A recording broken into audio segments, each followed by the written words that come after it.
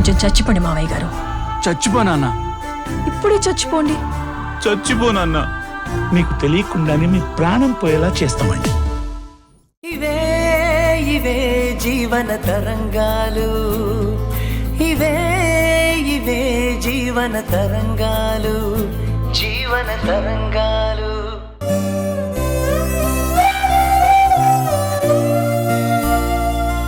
పదండి లోపలికి వెళ్దాం.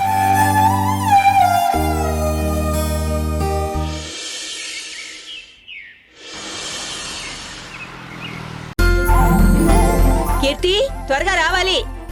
అలాగే అమ్మమ్మా. అన్ని తెచ్చావా? షర్ట్ తేవడానికి వెళ్ళిన నాన్న ఇంకా రాలేదు. అమ్మమ్మేమో రాహుకాలం వచ్చేస్తుందంటుంది. తొందరగా రా నాన్న. దేవికి రాగానే బొట్టు పూలు పెడదాం. అదిగో దేవికి వచ్చేసింది. హాయ్.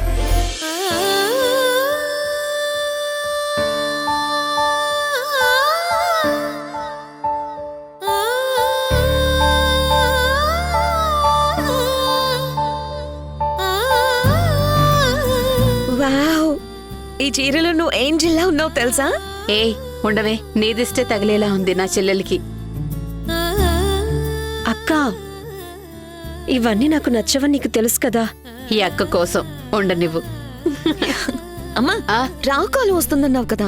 అవును. పూలు పెట్టు. తిరుగు.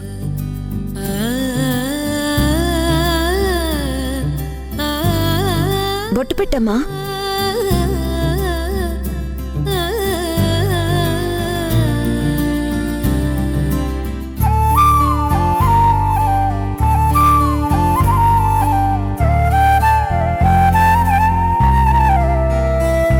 ఏడుస్తున్నావు ఎందుకు దేవిక?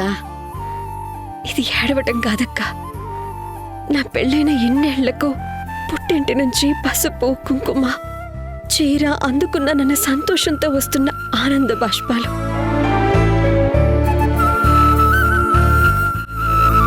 మనకి కోట్ల ఆస్తి ఉన్నా సరే అవి పుట్టింటి వాళ్ళు పెట్టే చీరకు సమానం కావన్న మాటలో ఉన్న అర్థం ఏంటో నాకు ఇప్పుడు తెలిసిందక్క.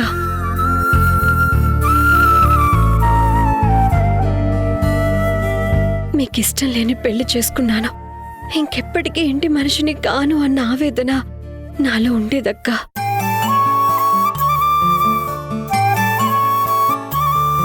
కానీ ఈ చీర పెట్టి ఎన్ని గొడవలు జరిగినా ఎన్ని అవాంతరాలు వచ్చినా సరే నేను ఈ ఇంటి మనిషిని, మీ మనిషిని అని చెప్పారు.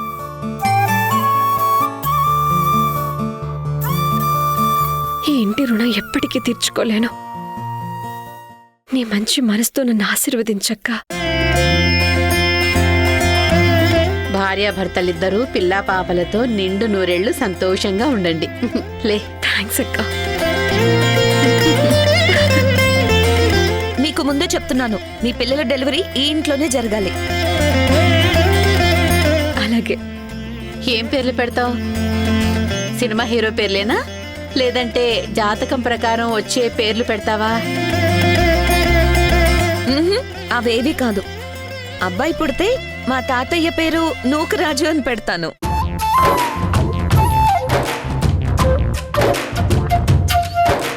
అమ్మాయి పుడితే మా అమ్మమ్మ పేరు శాంతమ్మ అని పెడతాను. సరే, నీ ఇష్టం, నేను కాదన్ను. సరదా కన్నానులే. వాళ్ళ జాతకాల ప్రకారం వచ్చే పేర్లే పెడతాను. ఏమంటావమ్మా? అవును, లేదంటే ఓల్డ్ పేర్లు పెట్టారేంటి అని మీ తమ్ముడు చెల్లెలు గొడవకొస్తారు. అక్క, కీర్తి పెళ్లి చేసే బాధ్యత మాత్రం నాదే. ఈ విషయంలో మాత్రం మీరు అడ్డు చెప్తే నేను ఊరుకోను.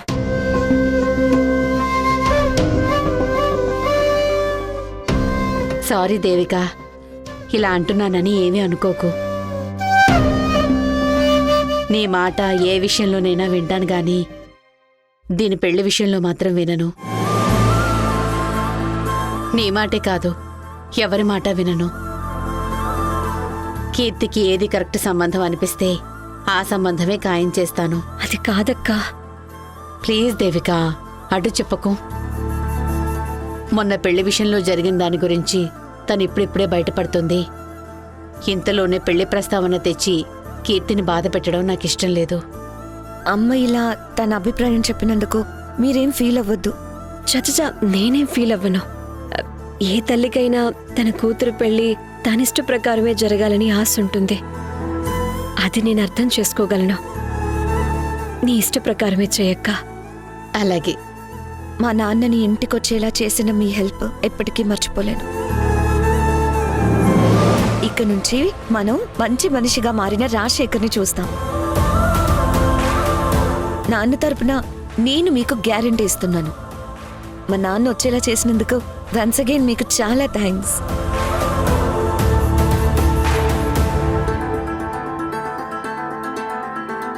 నీకు సంతోషంగానే ఉందిరా, కానీ అక్కకి మాత్రం బావగారు రావటం ఇంకా ఇష్టం లేనట్టే ఉంది.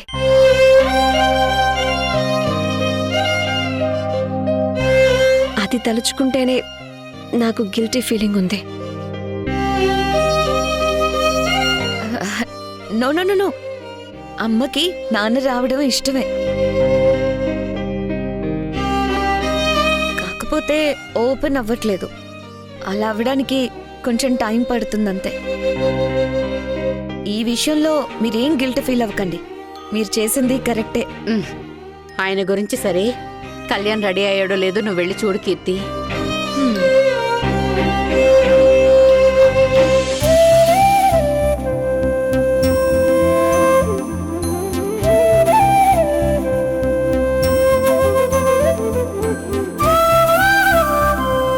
తర్వాత చేస్తాను. చేతిలో కవర్ ఏంటి? నీకు చెప్పాల్సిన అవసరం లేదు. అంటే నాకేదో డౌట్గా ఉంది. ఆ డౌట్ పోవాలంటే కవర్లో ఉన్నదేంటో నాకు చూపించాల్సిందే. ఇదిగో పక్కకు తప్పుకో, విసిగించుకో. ఇటు ఏయ్, అలా దౌర్జన్యంగా లాక్కుంటావేంటి? ఇదిగో చెప్తున్నాను, నువ్వు బాక్స్ ఓపెన్ చేయక చెప్తున్నాను. ఓపెన్ చేయకని చెప్తున్నానా? చెయ్యొద్దని పని చేస్తావేంట్రా బుద్ధి లేకుండా? ఇదే ఇదే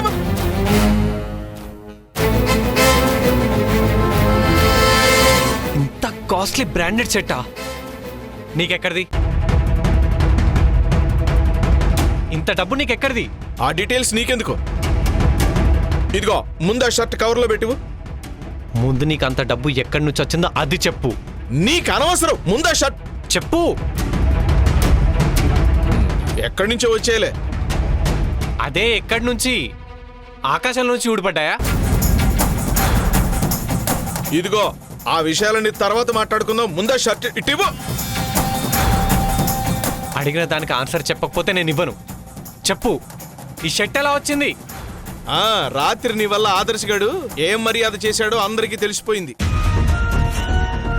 ఇంటికి గెస్టులుగా వచ్చిన మీ పిన్ని బాబాయ్ ముందు ఇంటి పరువు మొత్తం గంగలో కలిసిపోయింది. వాళ్ళు కనీసం రాత్రి భోజనం కూడా చేయలేదు.